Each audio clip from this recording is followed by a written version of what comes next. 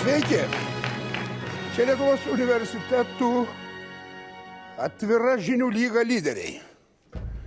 6 pajėgiausios komandos kaunasi dėl pagrindinio prizo krištolinės piramidės, o kiekviena komanda po kiekvienos pergalės įgyja sudedamą jos dalį, mažą kubelį. Šiandien susitinka Vilniaus licėjaus komanda,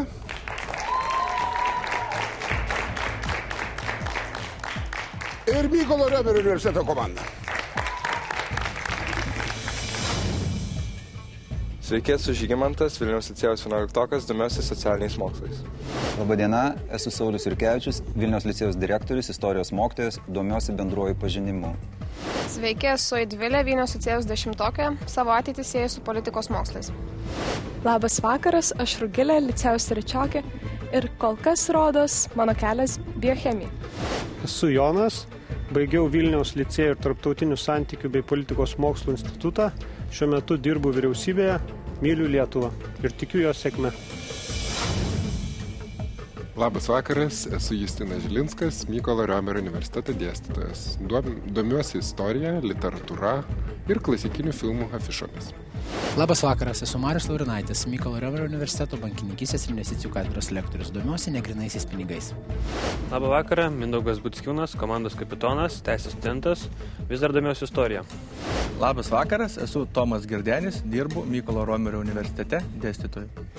Sveiki, esu Tomas Plukis, būsimas teisininkas, domėjimosi sritis, sportas ir istorija. Kaip žinia, įžanginis klausimas yra skirtas tam, kad nustatytume, kuri komanda rinksis pirmoji tema. Dėmesio. Žodis oktava yra kilęs nuo žodžio okto. Taip, lotyniškai 8, klavišinių instrumento oktava tai 8 balti ir 5 juodi klavišai. Iš viso 13. Pianino klaviatūros diapazonas siekia 7 oktavas. Nuo A subkontroktavoje iki C 5 oktavoje. Kiek klavišų turi standartinis pianinas? 88. Riomeris jau? Mes visaudė, taip. No? 91. Ne? 88. 88. Aš grojau. Iš kur žinot? Iš kur žinot? Tiesiog žinom. Žinom. O. Taip, temų sąrašą matome. Mes renkamės vardus. Vardai. Erikas Pamarėnas, gyvenęs 1382-1459 metais, buvo Pomeranijos kunigaikščio Vartislavo sūnus. Na, Pomeraniją žinom. Dabartinė Šiaurinė Lenkija ir Rytų Vokietija. Įvairiuose šaltiniuose jis žinomas kaip Erikas III, Erikas VII, Erikas XIII. Paaiškinkite šią numeracijos painiavą. Minutė. Gal skirtingose žemėse jisai skirtingą titulą turėjo, negali būti? Gali būti, kad skirtingose žemėse paprastai būna, sakysime, nuo skirtingų žemių arba nuo besikeičiančio statuso teritorijos. Jeigu keičiasi statusas, tu, pavyzdžiui, būni kunigaikštis, paskui tampi karaliumi ir taip toliau, ir tada keičiasi statusas. Tai viena versija yra tai, kad galėjo keistis jo statusas, ne? Logiška, ne? Logiška, kad jis galėjo keistis statusas jo kaip žemių valdytojo. Dėl to jisai buvo skaičiuojamas skirtingai. Kita versija gali būti, kaip jūs sakėt, kokia? Gal skirtumai, kad... Bet ne, čia tokie dažnai nebus. Ir kokia kita versija? Nes aš dabar nežinau, jisai galėjo... Titulus. O tai, kad jis Vartislavo sūnus. Jo, jis galėjo keisti titulus, aš daugiau kitos versijos neturiu. Tai keitė titulus. Kaip mes galime dabar suformuoti? Reikia suformuoti, kaip žemė jis keitė savo valdomose žemėse, jis tiesiog keitė. Besikeičiant žemių statusą, keitėsi jo, sakysime, numeravimas, galimas toks variantas. Sutinka? Laikas? Taip, tai mes manome, kad keičiantis žemų statusui keitėsi ir jo tas numeravimas. Tai yra, ką jūs vadinat žemių statusų kaita? Valdomų žemių statusas keitėsi. Iš kunigaikštystės į karalystę ir taip toliau. Jam keičiant savo titulą, sakykime taip, keitėsi jo ir numeravimas. Palauk. Dar nežadu mušt gongo. Įsivaizduokime Lietuvos didžiosios kunigaikštis, taip? Taip, pavyzdžiui, galėjo būti... Vytautas, sakykime, buvo didysis kunigaikštis, tarkim, jis yra Aleksandras, ne? Krikšto vardu, apsikarūnavusi karaliaus karūna, tai ką, numeracija keisis? Pavyzdžiui, su Jogaila galėjo keistis. Jogaila, na, kaip... Bet tai... Skirtingose valstybėse skirtingas atsiranda numeracija. Tai čia yra praktiškai galėjo būti keičiantis žemių statusui arba keičiantis valdomai žemiai, keitėsi numeracija skirtingose teritorijose. Tai Jogailos... Dėl to aš nelabai supratau, ką jūs vadinat statusų keitimas. Tai teritorijos keitimas. Teritorijos keitimas. Taip. Pavyzdžiui, išsiplėtė karalystė, užkariavo naujas žemės ir dėl to keičiasi statusas. Man kažko čia trūksta. Na, tarsi į tą pusę, bet kažkodėl aš nežinau, ar reikia įskaityti. Reikia. Nepasakot jūs, labai čia yra aiškia epocha, tarp kitko. Aiškios nuorodos į istorikams, bent šiek tiek žinoma, šio regiono realija. Na, pabūsiu blogas iš karto. Galim gal papildyti, kadangi buvo karų epocha, tai labai dažnai tų žemių pavaldumas keitėsi. Jūs vis tiek su to statusu užsikabinės ir to pavaldumu. Aš duodu šansą Riomerio universitetui vis dėlto. Na, Mindaugai. Garantuotos versijos mes irgi neturime, bet manome, na, epocha tikrai nerami pakankamai. Kryžiuočio ordinas tuo metu sudarojamas. Galbūt buvo taip, kad jisai buvo nuverčiamas ir vis paimdavo iš naujo valdžią ir dėl to tą savo vis pasikeisdavo. Atsiranda tiek daug naujų Erikų. Ne naujų. Jeigu jisai žinomas kaip toks, tai Erikas III, paskui ten priklausomai pagal situaciją 7-13. Susigražina sostą, pats nuvertęs dar 3 Erikus. Ką? Ne, čia numeracija kažkoks kitas yra momentas numeracija. Nepriimu ir jūsų atsakymą. Paprastas mėlyje klausimas čia yra. Ar esat girdėję, ką nors apie Kalmaro uniją? Buvo 3 valstybės. Krūvoj, šalia, susijungė. Danija, Švedija, Norvegija ir Švedija. Ir skirtingose šalyse tas pats žmogus buvo valdovas, bet jis turėjo skirtingą numeraciją. Ne taip jūs sakėt. Jūs sakėt nukariavimai, status ir panašiai. Čia yra skirtingų valstybių numeracijos. Sutikite. Kaip? Mes sakėm teritorijų. Prisijungiant skirtingas teritorijas. Gal čia nieko nėra prisijungiama. Čia yra skirtingos monarchijos, kurios turi skirtingą valdovų numeraciją. Žodžiu, man neužkliuvot, jūs nepriimu. Po to būsiu geresnis, nepykit. Taip, tema renkasi Riomerio universiteto komanda. Šiaudai. Bandysim šiaudus. Mes sukom galvo, kaip šitą temą pavadinti. Atsirado tie šiaudai. Buvo toks Rusijoje 19 amžiaus pabaigoje, Pirzino virdulių fabrikas. Ir 1890 metais turėjo 20 darbuotojų. Fabrike buvo keli skyriai, litavimo, skardos lenkimo. Dar vienas fabrikos skyrius buvo daržinė su šiaudais. Kam buvo reikalingi šiaudai? Kam galėjo būti apskritai? Virdulys. Transportavimas galėjo, kad Bandymui, išbandymui, taip, kad sudėtų kažkurį šiaudus ir žiūri, kiek jis verda. Ne, tai jisai ne taip, jisai anglis įdedamos. Samavaras yra anglis dedamas. Transportavimas. Gal reikia tą paveikslą pažiūrėti? Tenais išdėstymas. Gal saugojimas, gal tiesiog saugojimas, kaip sandėliavimas. Tai iš kas lengva būtų, gal, ne? Žiūrėkit, čia kas bus neatsitiktina, gal. Žinai, klausykit, šiaudai geria drėgmę, gal korozija. Tai sakau, transportavimui man panašiausia. O kas tam pavyks? Saugojimui. Šiaudais. Ne, tam paveikslė nieko iššaus. Ir jūs pasižiūrėkit, po to nebeleisite debatuoti. Jau žinot, ką, norit pasakyti, jo? Kad neoksiduotųsi metalas ir kad sugertų drėgmę. Drėgmę šiaudai sugertų. O gal arkliams maitinti? Arkliam maitinti? Ką žinau, kažkur reikia naudojame. Laikas. Dėl nesugerimo. Na, aš nežinau. Na, kapitone? Kad saugojimui, transportavimui ir šiaudai dėl nesugerimo. Gerai, tai mėginsim tokį atsakymą teikti, kad šiaudai buvo reikalingi transportavimui ir šitų virdulių saugojimui. Drėgmę sugerdavo šiaudai galbūt. Oksidaciją stabdydavo. Saugojimui, transportavimui. Saugojimui, transportavimui. Na, šiais laikais ten tos pakaitinės medžiagos atlieka funkciją. Na ir iš tikrųjų šiais laikais vietoj šiaudų tai funkcija yra naudojamos minkštos medžiagos. O tada šiaudų dėdavau į dėžę su virduliais, kad čia nesilamdytų ir nesibraidžytų. Sveikinam.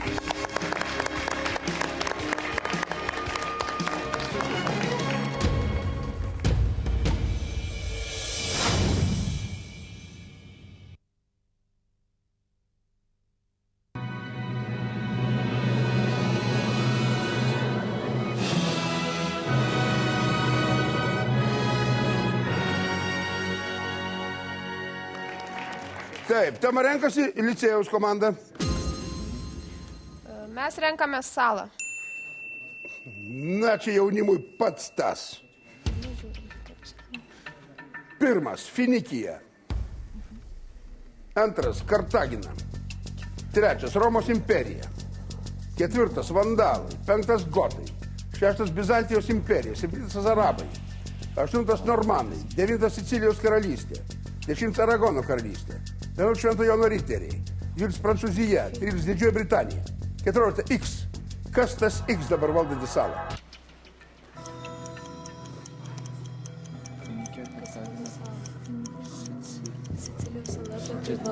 Finikiečiai, iš kurios salos ir Kartagina?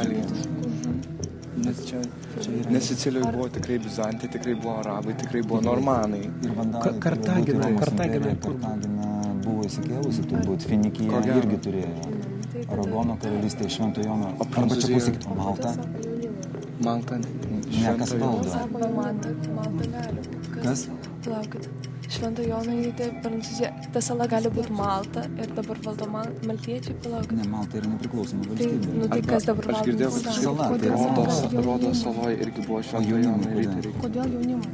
Kodėl čia Maltos sotinės? Tie visi ten tie maltiečiai. Tai kas valdo salą? Švento Jono riteriai reikia žinot, ką valdė. Tai turbūt Malta turėtų. Praktiškai supainiotų pakankamai. Bet Britai valdėgi Malta. Britai valdė. Laikas. Malta. Kapitonai. Tai tas Iksas dabar valdantis salą mūsų nuomonė yra maltiečiai. Malta. Malta, taip. Ne Maljorka kokia. Ne, Malta. Malta. Malta tapo nepriklausom tik 1964 metais. Nuo Didžiosios Britanijos. Ir būtent nuo Didžiosios Britanijos. Ir po 13 turi būti 14. Maltos Respublika.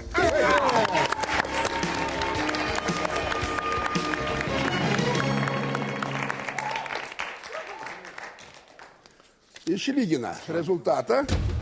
Licėjaus komanda, tema renkasi ir Riomerio universiteto komanda. Lagaminą tuomet norėtų. Lagaminas. Tai garsus antropologo Eugène Dubois lagaminas, kuriuo jis iš Javos salos į Prancūziją parvežė mokslo pasaulį išjudinusi dalyką. Ką jis vežė lagamine? Kitą panašų egzempliorių jis nešioja visą gyvenimą, kaip ir mes visi. Minutė. Ką galima nešioti teisingai? Visą gyvenimą. Ne, visą gyvenimą. Mes visi. Kaip ir mes visi. Yra visi variantas, peteliškai negali būti. Taip. Egzempliorių jis nešioja visą gyvenimą, kaip ir mes visi. Antropologas. Jis yra žmonės. Gyvi kažkokie. Tai ne gyvi. Būtinai. Antropologas. Tai gerai. Kaulus kažkokius. Bet kokius vėrinius. Vėriniai, ne, visi nešiojame. Ne, ką mes visi nešiojame. Visi nešiojame ką? Mes nešiojame tos pačius savo raktikolius ten visokius. Ne, bet taip nebus. Kaukolė pirmykštė, kaukolė. Mokslo pasaulį išjudino. Kas išjudino? Javos sala, kas tam tokio turėjo būti? Java. Jeigu ką mes nešiojame. Veržėsi. Bet tai metalą mes nenešiojame, kaip tauriųjų pasai. Kiekvienas visi nenešioja. Antropologas metalas nepriko. Antropologas jo. Turim variantų. Kažkas su žmogus turi būti susijęs su vidum. Dubuo, jis gal dubuo.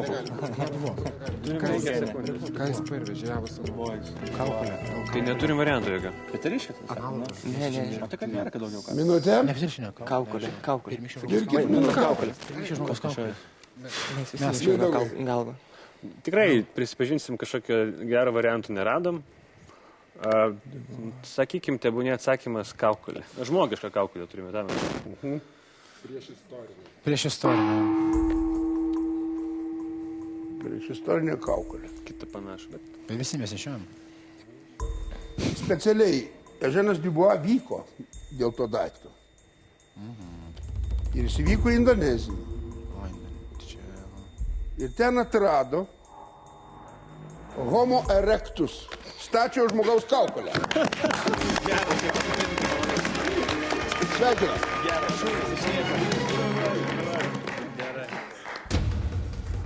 Taip, tema renkasi licėjaus komanda.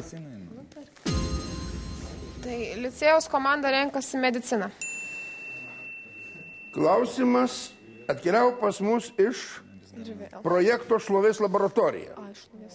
Tai Britų tarybos organizuojamas talentingų mokslininkų paieškos projektas, ir jo partneris yra Lietuvos radijas ir televizija.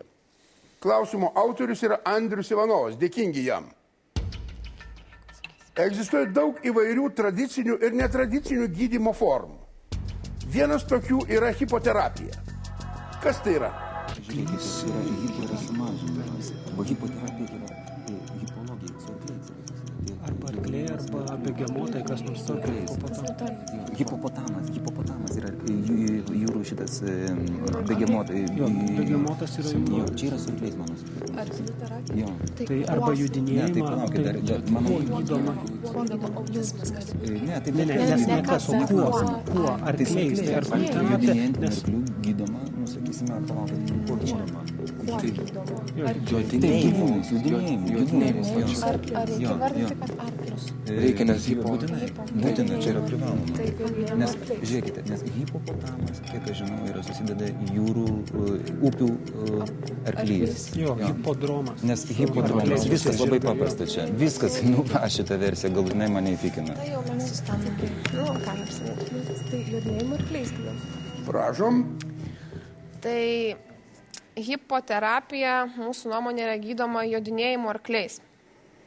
Ir viskas, kas susijęs su arkliais. Su arkliais, taip. Kontaktas su arkliais. Tai yra hipopotamas, hipodromas. O hipopotamas yra upių arklys. Upių arklys. Na, gerai. Hipopotamas dar nieks negydo gal. Jo, bet arklys gydo. Arklių terapija tiesiog. Iš tikrųjų, gydymas jodinėjimų žirgais arkliais. Sveikinam.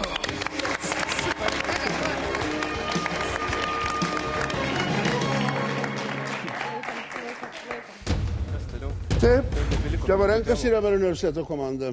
Keistų pavadinimų nebėra, nebegalim rinktis. Na? Augalas. Na, aš visiškai nežinau, ar jūs pataikėt. Nežinau, ar jums bus geriau. Ne, visur blogai. Augalai. Iki šiol biologų sudaigintos seniausios sėklos yra, bent jau iki šiol buvo, iki pačio artimiausios mums praeities, yra 2000 metų senumo. Šis siauralapės naktižiedės individas išaugintas, klonuotas iš vaisiaus audinių. Jo mama augo dabartinės Rusijos teritorijai prieš 32 000 metų. Kur buvo vaisiai 32 000 metų, kad iš jų pavyko klonuoti augalą? Minutė. Gyvūno kokio nors. Gyvūnas nudvėsi ir jame užsimarinavo. Nebūtinai. Bet vis tiek, arba amžinas įšalas, arba koks nors dar gali būti šitas Špicbergenas, ten tas visas Prano Juozapo žemė. Rusijos teritorija. Bet tai vis tiek, bet tai... Bet čia bus įšalas. Aš su įšalu, žinokit. Įšalu labai gerai. Mamutai, viskas, įšalas. Viskas tinka. Įšalo žemė. Aišku, tinka ir pelkės. Kur? Vidurkas. Įšalė. Tai įšalas, o geram. Įšalas yra įšalas, nes dabartinė Rusijos teritorija. Sibirą apima viską panašu. Ten sako, kad jeigu atleis, tai ten toj viskas bus blogai. Blogai, jo. Kur vaisiai buvo 32 000 metų. Įšalė. Nu tai įšalė. Didžiausia tikimybė. Genetinis kodas buvo nepažįstas. Aišku, sakyk įšalė. Rusijos teritorija, tai. Taip. Man tinka. Amžinai išalo žemė. Augalas nesusiję, bet... Sakyk įšalė. Įšalo žemė. Žodžiu, ten, kur yra... Įšalo žemė. Kažkurioje vietoje. Iš poliarinio. Išalo žemė. Įšalo žemė. Taip, klausom. Tai teiksim tokį atsakymą, kad vaisiai, sėklos buvo amžino įšalo žemėje. Įšalė. Šalosios, taip. Amžinas įšalas. Kaip pateko jie ten? Nu, matomai, kažkokiu būdu nukrito nuo augalo. Gyvūnas gal nunešė. Galbūt gyvūno ekskrementas, koksai buvo su tom sėklom, nes ne visada suvirškina sėklas. Vėjas nunešė variantų. O gal ir augo ten ir ledynmečio? Kur buvo? Jie buvo labai konkrečiai aptikti. Senoviniuose starų urvuose. Starai prinešė vaisių į urvą, kur vėliau užlėjo vanduo ir tada užšalo. Ir taip jie atsidūrė amžino įšalo. Sveikinam.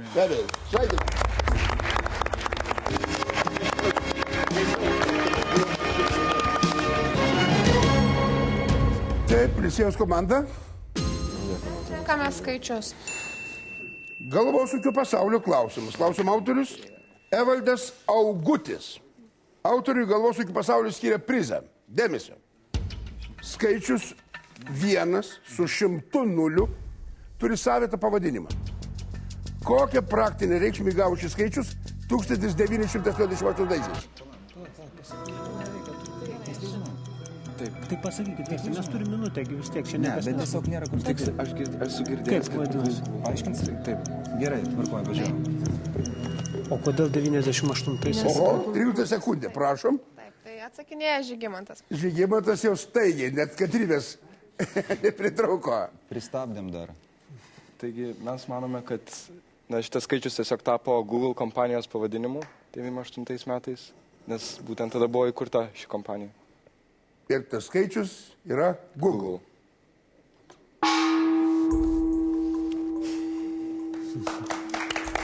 Nu tai Google. Firmos įkūrėjai Lorenzas Peidžas ir Sergejus Brinas taip norėjo pagrįsti mintį, parodyti savo kompanijos misiją. Taip, sveikinam jaunimą, šaunuoliai. Na ir kas belieka? Riomerio universitetui asociacijos. Taip. Tai mūsų žiūrovės, jie atsiuntė tiesiai klausimai mūsų laidą. Jūratės Čepienės klausimas. Dėkingi jai. Kas jie šios paveikslus? Einu, nes aš nematau nei pusės. Morkos. Čia morkos? Gal paprika, ne? Ne, morkos. Čia yra siekla, pupos tikriausiai. Čia kažkas matyt Koks nors... Eugenikas. Palauk, gal rimtai? Eugenikas? Žiūrėk, nes matot... Čia selektyvos išviesas, jo. Selekcija, Eugenika. Selekcija. Sėklų selekcijos. Nes ir čia sumaišymo įžagintis. Čia irgi... O jinai maišyta? Čia karnišonai, tai manau dar ne. Mažiau agurkas paprašė. Palauk, o kodėl pupelį kiaušiniai? Jie maišyti gal suvištas? Selekcija. Šitas? Ne, tai čia agurkai. Selekcija, čia arba Eugenika, aš nežinau, bet čia selekcija. Ne Eugenika. Selekcija. Nors va, gailė man nėra. Bet gal čia irgi suvesta kažkokia Eugenika? Gali būti net nėra iš vis. Nes, matot, ta gėlė yra vidui šiek tiek nes galėnė. spalvos tikrai duoda. Selekcija, jo. Paliekam selekciją, jo. Laikas. Na tai pribėgę prie ekrano radom tokį galbūt teisingą manom atsakymą, kuris būtų žodis selekcija. O prielaidas darom iš to, kad šalia vyro tos spalvotos morkos galbūt yra iššiotos kažkokiu tai būdu ir tas augalas gėlė baltai žiedlapiais galbūt irgi iššiotas kažkokiu tai selekciniu būdu. Noriu pasakyti, kad nėra kažkokių tai tokių baltų gėlių, nors nežinau, kas tai yra per gėlės. Galbūt ir putspėlių kiaušiniai yra kažkaip išvesti, tai selekcija. Selekcija. Mieloji Jūratė Čepienė, klausykitės, ką dabar čia jaunimas prisigalvojo, kurie, man atrodo, toli nuėjo nuo jūsų klausimų. O jis yra paprastesnis, pamatysite įsidžiosimis. Dėl to nepriimu selekcijos, nes yra čia variantas suteiktinas licėjaus komandai. Gal paprastesnis tai embrionas. Tai mes manome, kad tai yra šios paveikslelius sieja vaisius. Vaisius. Ypatingai tas žmogienas, taip jau į vaisių. Vaisius ta prasme, kad palikuonis, kažkoks embrionas. Na, iš to serijos vaisius. Tas žmogus yra iš embriono, ne? Ar ne? Embrionologijos koks nors pradininkas. Embrionologijos pradininkas. Embriologija. Arba mutacija. Aišku, mes negalime dabar skirsti tokių daiktų, kadangi gyvenam vyrų ir moterų lygybės laikais. Ir norėčiau sakyti, kad Riomerio universitetui turėjo tradiciškai nepavykti, nes jūs neturite savo tarp savęs merginų. O merginos per jaunus pasirodo, per žalius tokiems atpažinimams. Čia dauginimas. Ten tas baltas daiktas yra bulvės žiedas. Dauginimas. Baltų baltas. Dauginimas. Dabar visus kitus atpažinti galim. Morkos, kiaušiniai, agurkai, žirneliai ir Helmeno majonezas. Čia yra baltosios mišrainės paslaptis. Sakiau, kad išsižiosit. Kaip? Nu, Helmeno majonezas. Aišku, man tas Helmenas čia toliausiai atrodė nuo viso reikalo, bet jeigu jau kitus būtumėt atskyrę, tai galėtumėt kažkaip bandyti. Tai ką, rezultatas lygus. Einam į antrą etapą. Ir pirmieji klausia licėjaus komanda. Taip, prašom. Tai žodį užduoti klausimui suteikiu Rugiliai. Tai tiesiog kas sieja šiuos paveikslėlius? Gerai, kas čia? Gerai, barakas, taurė kažkokia. Kas tas vyras? Kas čia per kuris daiktas? Vyras, nežinau. Princas koks? Kas čia per simbolis yra?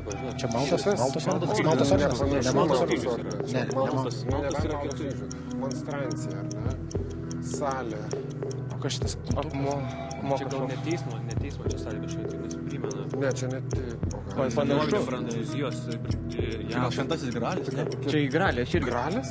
Nu, ta prasme. Gralis, riteriai... Hitleris, man atrodo, ar ne? Kas čia to? O ko jis ieškojo? Ne. Hitleris ieškojo Gralio. Hitleris, čia ne Indiana Malta Jonesas, bet susijęs. Hitleris ieškojo Gralio. O kas čia toks? Visgi Gralis gal. Akmuo. Tai kuo tai susiję? Bet tai Gralis yra... Čia gal Niunbergas, ar čia ne Niunbergo salė? Ne, čia tiesiog barakai čia. Ai, nors, jo, čia iš Dievų miško yra. Štuthofas, Vokietija. Tai kas yra Antras čia bus? pasaulinis karas, ne Hitleris. O tai čia jo. Akmuo prie ko? Laikas. Kaukolė. Mindaugai. Minutės. Nu gerai, okei, tvarka. Mes Prašot. Vėl tos asociacijos. Nemėgstamės jų pateisybei. Ieškojom, nežinau, gal čia mano iniciatyva daugiau buvo per Adolfą Hitlerį. Kažkiek, nes jis ieškojo Šventojo Gralio, ten barakai, Aušvicas, jos stovyklos buvo. Toliau, jeigu neklystu, tai čia yra Maltos kryžius. Galbūt klystu, nežinau, ir man jis kiek yra žinomas. Tačiau, nežinau, mes turim kažkokį kitą atsakymą be šito. Neturim, tiesiog bandom. Tai tebūnė Adolfo Hitlerio vykdoma karo politika, jo tikslai siekį. O tas barstyčių akmuo kodėtas? Ten barstyčių akmuo? Tai gal norėjo parsinešti. Arba Paukis kaimą. Ten gal sušaudyti žinių, ne? Pasprogdino. Viskas su Hitleriu. Vilko irštva, ne? Kodėl ne? Primena, Nu gal nešė ten. Nu, ten stambesni daiktai. Na, priimkim šitokį atsakymą ir komentuojat, mėlyje. Tai dėja, turiu nuvilt, bet atsakymas nėra teisingas, nes teisingas atsakymas yra visiems labai labai gerai žinoma Jonas Catherine Rowling knygų serija apie Harry Potterį. Ir paveiksliukuose buvo užslėpti knygų pavadinimai. 7 knygos, 7 paveikslėliai, Barstyčių akmuo, Haris Poteris ir išminties akmuo, 1 knyga, Haris Poteris ir paslapčių kambarys 2 knyga, tai salė, angliškai Chamba ir Chamba žodžio pirma reikšmė ir yra salė, nuotrauka iš Dievų miško su kaliniais pabrėžiu, tai Haris Poteris ir Azkabano kalinys, 3 knyga, tada taurė, Haris Poteris ir ugnies taurė. Ten buvo ne Maltos kryžius, ten buvo berods Benediktino ordino kryžius, o vienuolių ordinas dar žinomi kaip brolijos, tai Haris Poteris ir Fenikso brolija. Nuotraukoje labai žavus vyrukas, tai Danijos princas, Haris Poteris ir netikras princas, 6 knyga. Ir galiausiai Šventojo Kazimiero relikvija, tai Haris Poteris ir mirties relikvijos, 7 knyga. Na va. Galit kabinėtis, kad Danijos princas yra tikras princas. Na taip. O ne netikras, ne? Na kas, sudėtingas, aišku, klausimas. Labai sudėtingas. Sudėtingas, bet čia jaunimas, matot, Harry Potterį reikia skaityti, sakys. Na va, nieko nepadarys. Atsilyginkit. Riomerio universiteto komandos klausimas. Mūsų lengvesnis jau bus, kai jau čia. Čia yra simboliai, matot simbolius ir pirmasis tai yra ginkluotas žmogus, antrasis yra daktaras, trečias yra nesąžiningas žmogus, ketvirtas geraširdė ponia. Tai yra simbolių reikšmės. Ir mes klausim, kas naudoja šios simbolius. Palaukit, gal kažkoje irgi literatūroje. Su vaikais, man čia Kažkas su vaikais. gal policija, pavyzdžiui. Kas? Policija, pavyzdžiui. Policija. Kas turi santykį su žmogais? Psichologijos mokslė gali būti. Arba čia, Čia tokie kaip policija, kai vaikus Kaip sulako, visus. kad pranešti kaip nors. Daugiau išdavų. O gal kokia nors, nežinau, čia Sherlocko Holmso kažkokia, ne, bet ten kitokia. Gerai, kiti dalykai. Ne, tai kas naudo šis simbolius? O kodėl katė yra geraširdė ponė? Kodėl kad... Arba ginkluotas žmogus tokio? Žiūrėkit, čia gal su aklumu, su negale gal kažkas galėtų būti. Negali netyčia kokiem nors gyvūnams, netgi simboliai dresuoja. Ne, žmogus geras, žmogus ginkluotas, nesąžiningas. Policija? Nu, gal vaikai kaip nors užleptai praneša. Apklausos su vaikų, su mažais vaikais, bet kodėl ginkluotas žmogus? Daktaras. Sakyk. Nu, savo bandyk. versiją. Laikas. Jie teisininkai, tai gal... Na, mes manom, kad šiuos simbolius naudoja policija. Gal klausinėdama vaikų per apklausas, kad tiesiog taip. Nu, geraširdė ponė labai atpažįsta. Sutikit, ne? Dar tas nesąžiningas žmogus man dar kažkokį nesąžinę primena. Dar komentuokit, priimam atsakymą. Čia jau mūsų reputacija sužaidė į jų atsakymą. Tai atsakymą priėmėt ir mes jums nepriimsim už tą Harry Potterį. Ir atsakymas yra tikrai nesusijęs su policija, kaip tik priešingai, tai yra Elgetos ir benamiai. Tai Jungtinėse Amerikos valstijose jie prie namų nupiešdavo tam tikrus simbolius kitiems Elgetoms, kad jie žinotų, kad čia, tarkim, galima užėti pas gydytoją gauti nemokamą gydymą, kad kažkoks kitas žmogus turi ginklą, gali nušauti, kad yra ponia, kuri gali duoti nemokamai maisto, nakvynę ir na, tai buvo tokia simbolių kalba. Atsilyginam. Riomerio universitetas su teisė susijęti dalykai, ne? Vos ne Elgetų teisė ar benamių. Gerai. Rezultatas nesikeičia, viską lems trečiasis etapas, kaip visada. 7 klausimai, kurie reikalauja staigaus atsakymo. Taip, na kągi, taisyklę žinom, po pirmos tezės 5 taškai, jeigu neįskaitau, pereina teisę atsakyti kitai komandai ir taip toliau. Pirmasis klausimas, koks šio augalo pavadinimas? Šio Lietuvoje irgi augančio augalo preparatai buvo išpopuliarėję. Paspaudė. Paspaudėt. Spėjimas. Nuo radiacijos augo augalas. Prašom. Ne, juodažlinė augo. Sosnovskio barščiai. Sosnovskio barščiai. Ir kodėl jie Černobylio avarijos laikais ypač išpopuliarėjo? Nu, gal išbarstė tą radiaciją, nes vis tiek tie barščiai yra mutantai ir... Nepriimu. Atsisuku į Riomerio universitetą. Palauk. Antroji tezė.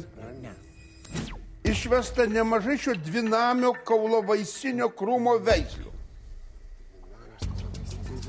Man atrodo, kad šie barščiai netitinka šitų požymių, biologai pasakytų. Krūmas, tai turi būti ne medis. Trečioji tezė. Iš vaisių minkštimo spaudžiamas vitaminingas aliejus, naudojamas avitaminozėms gydyti. Kaulavaisinio krūmo. Ne. Laukiam dar. Nežinau, aliejus. Jo sulčių galima nusipirkti Lietuvos parduotuvėse. Šaltalankis.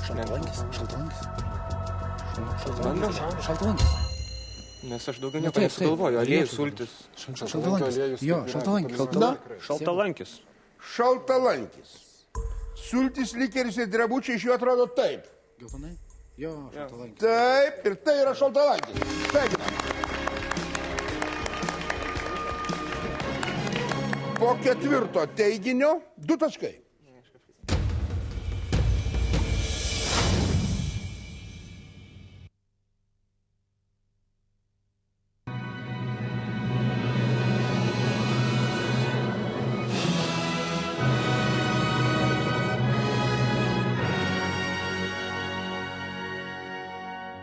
Antrasis klausimas. Kuo ypatinga ši su Lietuva susijusi žmonių grupė. Įkurta 1942 metais Ivanove, Rusija, įkūrimą parėmė Šarlis de Golis, pradžioje ją sudarė 72 žmonės. Klaipėdos atkufimas.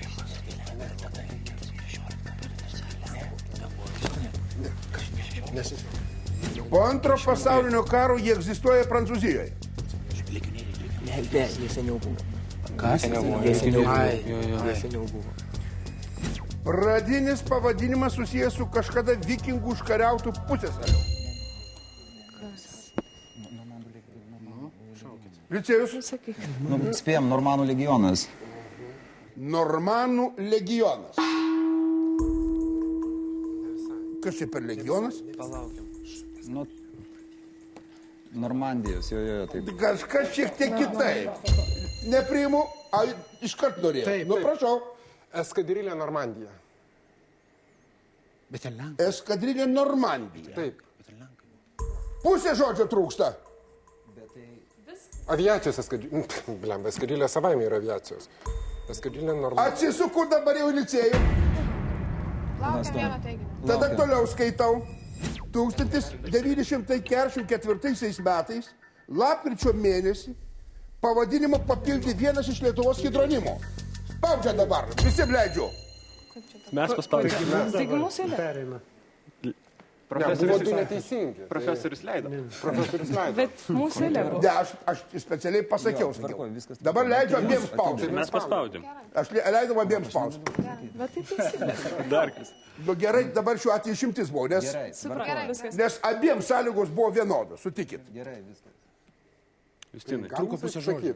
Sakom, Eskadrilė Normandija Nemunas. eskadrilė Normandija Nemunas. O jūs tą patį norėjot sakyti? Ne tą patį. Dabar matot, būkit sąžiningi. Tai mes sąžiningai. Ir apie 78 metais Lietuvos kino studija pastatė filmą Markizas ir Piemenaitė. Žodžiu, per daug man sąžinė negraužia. 2 taškai tik tai keliauja Riomerio universitetui ir įskaito.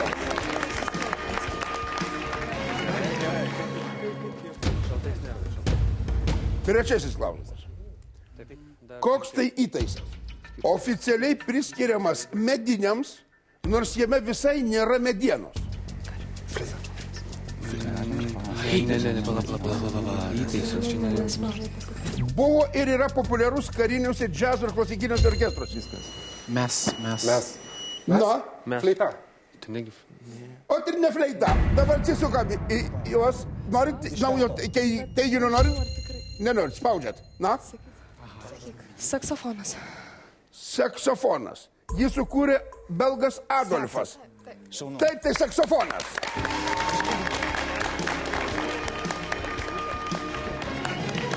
Taip, tai čia po kurio buvo? Po antrojo teiginio 4 taškai. Ko? Lygų. Gerai. Man tokie rezultatai labiausiai prie širdies. Kaip vadinasi ši aktyvaus poilsio forma? Atsirado Japonijoje, Hongkonge ir Kinijoje 20 amžiaus 8-ąjį dešimtmetį.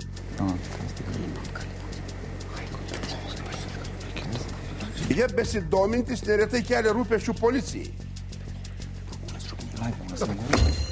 Prokuras. O žiūrėkite Riomerio universitetas. Šis atrodo prigimtis jų. Jeigu net gal. Parkūras. Parkūras turi būti. Aš atsimenu, kad klausimą ruošiant buvo pasakyta, kad parkūras visai ne taip. Prokuras. Prokuras? Viskas jau priėjo. Viskas, jau dabar jau leidžiu jiems. Taip, dabar tada toliau. Ji yra policininkų apsaugininkų kariškių treniruočių forma. Policininkų apsaugininkų kariškių treniruočių forma. Ja užsiminant reikalingos apsaugos priemonės, akiniai, dažnai ir veido kaukės. Tuo užsiimti paprastai leidžiama nuo 18 metų.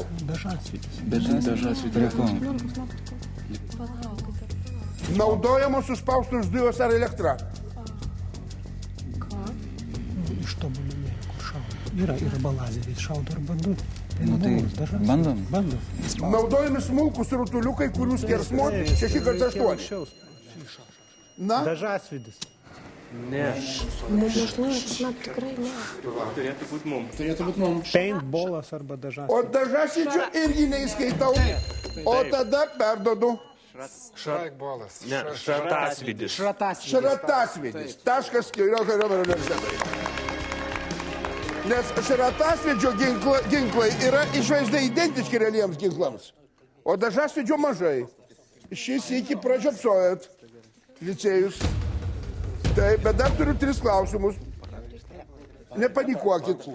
Viskas jūsų rankose. Koks šio miesto pavadinimas? Miesto pradžia tapo 1915 metais pastatyta geležinkelio stotis jūros pakrantėje. 1916 jam suteiktas pavadinimas Romanovas, o 17 dabartinis pavadinimas. Tai yra Murmanskas. O, jį tai negeležinčiai iš Petrozavodsko. Taip, tai Murmanskas. Tai yra taip.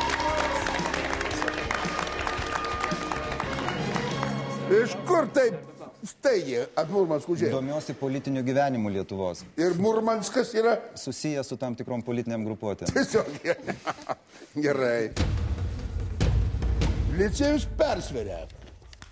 Oho. Kelinti tai metai. Popiežius Jonas 23 ekskomunikavo Fidelį Castrą. Pirmą kartą paminėtas terminas personalinis kompiuteris. Nežinau. 198. 81. Arba štai personalinis kompiuteris. Tai anksčiau. Aš dar Fidelis Castro tai nežinau. Nepriimu. Gegužės mėnesį Izraelio holokausto vykdymą pakartas esesininkas Adolfas Eichmanas. Pasirašoma taikos sutartis pabaigus Alžyro karą. Alžyras gavo nepriklausomybę. Ne, laukiam. Antras teiginys buvo. Taip, laukiam trečio. Laukiam. Palaukiam, ne. Gimė europarlamentaras Leonidas Donskis. Aktoriai Povilas Budrys, Arūnas Sakalauskas, kompozitorius Šarūnas Nakas, balerina Aušra Gineitytė. Lietuvoje išleista pirmoji garsinė knyga neregiams, Vėžialančio žmogus. Čia yra 61, man atrodo. Ketvirtas teiginys. Pasirodo pirmoji publikacija su žmogumi voru. Rugpjūtį miršta Marilyn Monroe. Viskas aišku. Ekranus pasirodo Jameso Bondo filmas su Šonu Coneriu. Atsakymas yra, nes išryšo Marilyn Monroe, yra gimusi 26, sumirė 62. Tai yra atsakymas 62 metai. 162 metai. Nes tais metais prasideda Karibų krizė, konfliktas dėl raketų kovų. Taip, tai 62 metai. 2 taškai. 2 taškai. Na va. Kaip netikėtai persveria rezultatą licėjus. Na ir paskutinis klausimas. Jeigu jūs žinote, kas tai, brandenburgeriai falabelos. Spauskit, nesvarbu, bet ką sakysim. Taigi kas plukis. Nors spėkit. Spėsim, kad maistas. Mes negalim laukti daugiau. Maistas, kažkaip konkrečiau. Maisto patiekalai. Sumuštiniai gal čia. Sumuštiniai. Norėčiau sakyti, kad į tą pusę, bet ne į tą pusę. Sakom, Achaltekai Apalūzos. Nežinau. Hanoveriai Konikai. Yra gali būti veislės kažkokios. Čia yra kažkokios veislės gyvūnų. Peršeronai Fryzai. Viskas aišku. Tai yra arklių veislės. Ir Trakenai bei Lietuvos sunkiai. Taip, tai yra arklių veislės.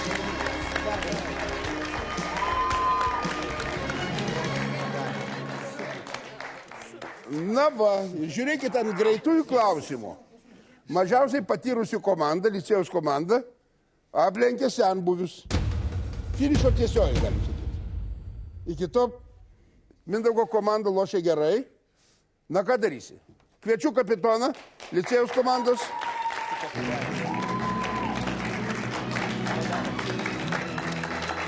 Taip, kubelis jums. Sveikinat vieni kitus.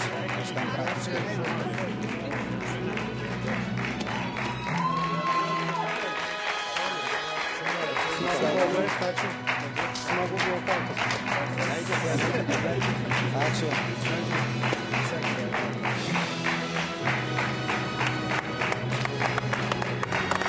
Gražų žaidimą visiems. Ačiū.